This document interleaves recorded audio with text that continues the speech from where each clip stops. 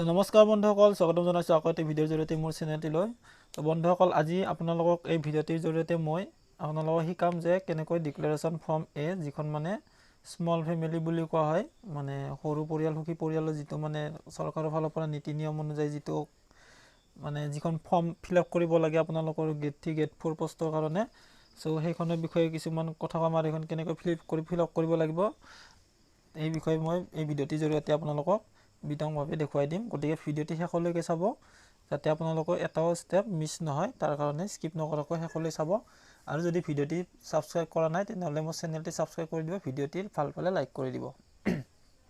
বন্ধুসকল, ডিক্লেৰেশ্যন ফৰ্মখন হৈছে যে এখন হৈছে এটা স্মল ফেমিলিৰ, যাতে যিকোনো মানে স্মল ফেমিলি এখন মানে 2019 চনতে এখন ৰুল বনাইছিলে চৰকাৰৰ ফালৰ পৰা, যিখন ৰুলত মানে লিখা আছিলে যে সৰু ফেমিলি সৰু পৰিয়াল সুখী পৰিয়াল, তেনেকুৱা ধৰণৰ কিবা এটা আছিলে তাৰ টেগলাইন। গতিকে তাৰ আধাৰত এইখন মানে আঁচনিখন উলিয়াইছিলে। আৰু ইয়াতে কি কৰিব লাগে যে আপোনাৰ যদি দুটাতকৈ অধিক ল'ৰা ছোৱালী থাকে তেতিয়াহ'লে আপোনালোকে চৰকাৰী চাকৰি কৰিব নাপায় বা কৰিব নোৱাৰে। তেনেকুৱা ধৰণৰ ডিক্লেৰেশ্যন ফৰ্ম আপোনালোকে দিব লাগিব। এইখন দিব লাগে কোনে, যিসকল মানে মেৰিড হয়। চ' যিসকলে মেৰিড বা যিসকলে বিয়া পাতিছে তেওঁলোকে এই ফৰ্মখন ফিল আপ কৰি পেলাই তেওঁলোকে এইখনৰ ফিল আপ কৰি জমা দিব লাগিব, যেতিয়া আপোনালোকৰ ডকুমেণ্টছ জমা দিব বা ডকুমেণ্ট ভেৰিফিকেশ্যন যেতিয়া হ'ব, যেতিয়া ফাইনেল ডকুমেণ্টছ ভেৰিফিকেশ্যন হ'ব তেতিয়া। গতিকে এই ফৰ্মখন আপোনালোকে ফিল আপ কেনেদৰে কৰিব, যে ওপৰত আছে যে শ্ৰীমতী, চ' ইয়াতে আপোনালোকে আপোনাৰ নামটো দিব লাগিব, নিজৰ নামটো। তো তাৰপিছত দিব লাগিব আপোনালোকে যদি কোনোবা ল'ৰা হয় তেতিয়াহ'লে চন, ডটাৰ, যদি কোনো ছোৱালী হয় তেতিয়াহ'লে ডটাৰ, হাজবেণ্ড, যদি আপুনি কাৰোবাৰ যদি আপুনি ৱাইফ মানে আপুনি যদি কাৰোবাৰ মানে পতি যদি এনেকুৱা ধৰণৰ আপোনালোকে যিটো গাৰ্জেনৰ নেম ৰাখিব খোজে, চ' যাতে হাজবেণ্ড।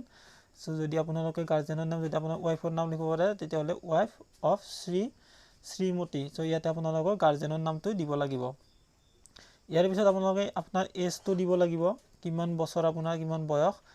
চ' তাৰপিছত আপোনালোকৰ ৰেচিডেণ্ট অফ মানে হৈছে আপোনালোকৰ যিটো স্থায়ী বাসিন্দা হোৱাৰ মানে যিখন মানে এড্ৰেছ পোৱা, আৰু আপুনি যিখন জেগাত থাকে বা যিখন ঠাইৰ পৰা আপুনি বিলং কৰে সেইখন ঠাইৰ আপোনালোকে ইয়াতে এড্ৰেছটো লিখিব লাগে। যদি ভিলেজ লিখি পেলাই আপোনালোকে ইয়াতে দিব পাৰে, বা আপোনালোকে টাউন দি পেলাই ইয়াতে লিখি দিব পাৰে, টাউনখনৰ নাম বা ভিলেজখনৰ নাম দি আপোনালোকে post office, district, pin number, মানে আপোনালোকৰ যিটো এৰিয়া পিন নম্বৰ থাকে, তো তেনেকুৱা ধৰণৰ আপোনালোকে ইয়াতে দি পেলাই এনেকৈ ৰেচিডেণ্ট অফ এইখিনি আপুনি লিখি দিলে, দি পেলাই ডু হাৰবি ডিক্লেয়াৰ এজ ফল'জ। গতিকে ইয়াতে এইখিনিয়ে কাম আছে। ইয়াৰে নেক্সট আপোনালোকৰ আছে যে date I have filled my application for the post of, আপোনালোকে কোনটো পোষ্টৰ কাৰণে এপ্লাই কৰিছিলে।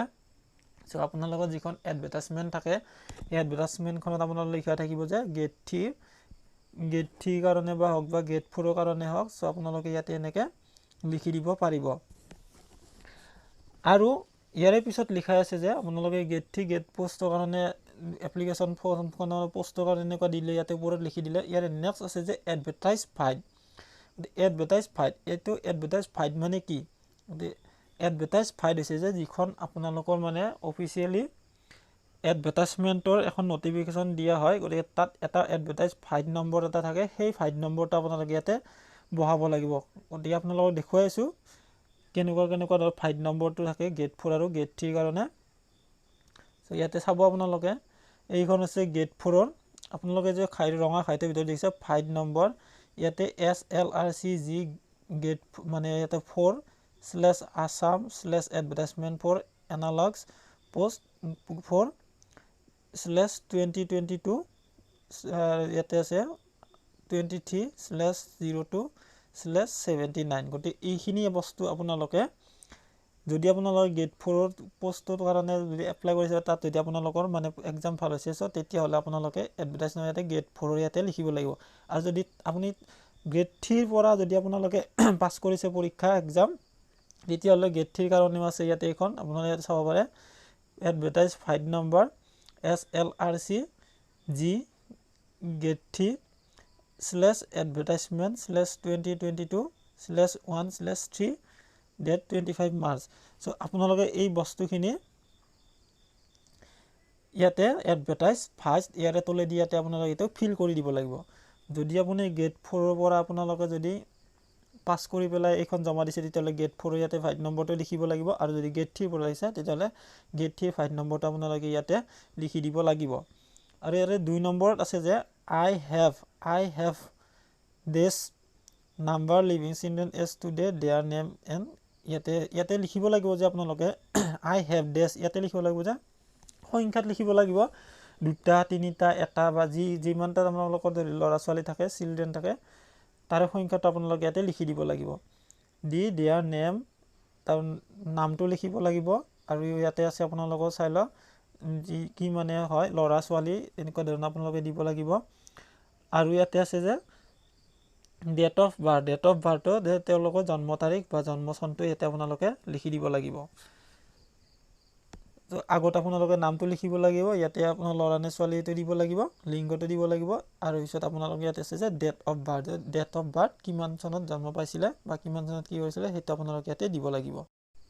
যদি আপোনাৰ 2টা 3টা যিকোনো যিমানটা থাকে গতিকে সেই হিচাপতে আপোনালোকে দিব লাগিব। যদি 3টা থাকি পেলাই আপোনালোকে 2টাৰ নাম ভৰাই দিয়ে তেতিয়াহ'লে আপোনালোকৰ বস্তুটো মানে কেনেকুৱা হ'ব, যিকোনো আপুনি মুঠতে ধৰাত পৰিবই, মানে ইয়াতে কোনো ধৰণৰ বাছি যোৱাৰ কোনো চান্স নাথাকে যদি 3টা থাকে 2টা থাকে, কাৰণ আপোনাৰ ষ্টেটাছটো সঠিকভাৱে ইয়াতে এতিয়া ডকুমেণ্টছ ভেৰিফিকেশ্যন হ'ব। আপোনালোকৰ আধাৰ কাৰ্ড যিমান আছে যি বস্তু আছে চব আপোনালোকে চেক কৰিব। গতিকে আপোনালোকে 3টা থাকিও 2টা দি দিয়ে তেতিয়াহ'লে আপোনালোকে এইটো ধৰাত পৰিব, আৰু ইয়াৰ যদি পিছত ধৰাতো পৰে তেতিয়াহ'লে আপোনালোকৰে বেয়া হ'ব। গতিকে এইটো কৰিব নালাগে, ইয়াতে 2টা 3টা যি আছে আপোনালোকে লিখি দিব। আৰু ডেট অফ বাৰ্থ অনুযায়ী হয়তো আপোনালোকৰ হ'ব পাৰে, যদি আপোনালোকৰ চাকৰিটো হোৱাৰ পিছত যদি আপোনালোকৰ জন্ম পায় বা আপোনালোকে ধৰি লওক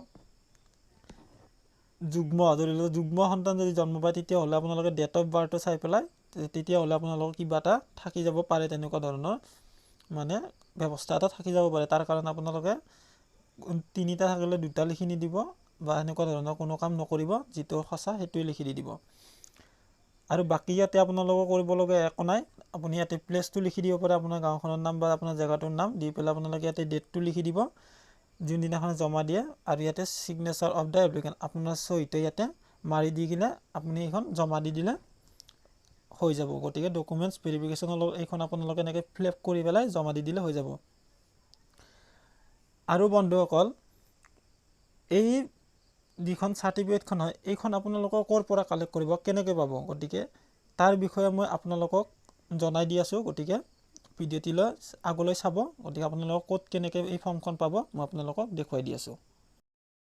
এইখন আপোনাৰ মোবাইলত গৈ পেলাই গুগল ক্ৰমত অ'পেন কৰি গুগল ক্ৰমত আপোনালোকে লিখি ল'ব পাৰে যে small family norms declaration form এ। গতিকে এনেকৈ লিখি পেলাই আপোনালোকে চাৰ্চ কৰি দিব পাৰে। যদি আপোনালোকে এনেকৈ লিখি পেলাই মানে চাৰ্চ কৰা যদি অসুবিধা পায় তেনেহ'লে আপোনাৰ সুবিধাৰ কাৰণে মই ডিছক্ৰিপশ্যনত লিংকটো দি দিছোঁ, তাত ক্লিক কৰিলে আপোনালোকৰ ফৰ্মখন ডাইৰেক্ট আহি যাব, আৰু তাৰ পৰা আপোনালোকে মোবাইলত ডাউনলোড কৰি ল'ব পাৰিব। আৰু আপোনালোকে যিকোনো কেফেত গৈ পেলাই এইখন উলিয়াই ল'ব পাৰিব। কেফে মানে হৈছে যিকোনো জেৰক্স তেৰক্স কৰে এনেকুৱা ধৰণৰ দোকানত গৈ উলিয়াই ল'ব পাৰিব। আৰু এনেকৈ আহি গ'লে ইয়াতে ইয়াৰে যিটো আমাৰ ছেকেণ্ড পেজটো যে আছে ফৰ্মছ এণ্ড ডাউনলোড বুলি লিখা আছে, এইটো জুম কৰি দেখুৱাই দিছোঁ। এইটো ফৰ্মছ এণ্ড ডাউনলোড বুলি যে আছে তাত আপোনালোকে ক্লিক কৰিলে ইয়াৰে অফিচিয়েল ৱেবছাইটটোৰ ভিতৰত লৈ যাব। গতিকে এনেকৈ আহি গ'ল, আহি পেলাই আপোনালোকে স্ক্ৰল কৰি তলৰ ফালে চাব, এনেকৈ স্ক্ৰল কৰি তলৰ ফালে চাব, ইয়াতে আছে যে ডিক্লেৰেশ্যন ফৰ্ম এ প্ৰথম অপশ্যনটো দেখিছে, তাৰ কাষত আপোনালোকে ডাউনলোড বুলি দেখিছে, তাত আপোনালোকে ক্লিক কৰি দিলে আপোনালোকৰ ফৰ্মখন ডাউনলোড হৈ যাব। মোৰ ডাউনলোড কৰা আছে কাৰণে ডাউনলোড এগেইন দেখুৱাইছে, তথাপিও আপোনালোকৰ কাৰণে ডাউনলোড এগেইন কৰি দেখুৱাইছোঁ। যিখন মই আকৌ ডাউনলোড কৰিলোঁ, আৰু আপোনাৰ যেতিয়া প্ৰথম ডাউনলোড কৰিব ডাউনলোড হোৱাৰ পিছত এনেকৈ খোল খাই যাব, আৰু খোল খোৱাৰ পিছত আপোনালোকে যদি WPS অফিচ আছে তেনেকুৱা ধৰণৰ এপটো যদি আছে আপোনালোকে তাত ক্লিক কৰি পেলাই এইখন ফৰ্মখন চাই ল'ব পাৰে হয়নে নহয়। গতিকে মই ক্লিক কৰি দেখুৱাই দিছোঁ। গতিকে এইখন ফৰ্মখন আহিছে। গতিকে এইখন ফৰ্মখন আপুনি ইয়াৰ পৰা এনেকৈ মোবাইলতে উলিয়াই লৈ পেলাই PDF ফাইল কৰি পেলাই উলিয়াই লৈ ছেভ কৰি লৈ পেলাই ডাউনলোড কৰি আপোনালোকে কেফেত গৈ উলিয়াই ল'ব পাৰে, মানে যিকোনো এখন A4 চাইজত। গতিকে আশা কৰোঁ ভিডিঅ'টি ভাল পালে, যদি ভিডিঅ'টি ভাল পাইছে লাইক কৰিব, আৰু যদি মোৰ চেনেলটি ছাবস্ক্ৰাইব কৰা নাই প্লিজ ছাবস্ক্ৰাইব কৰি থৈ দিব আৰু শ্বেয়াৰ কৰিব।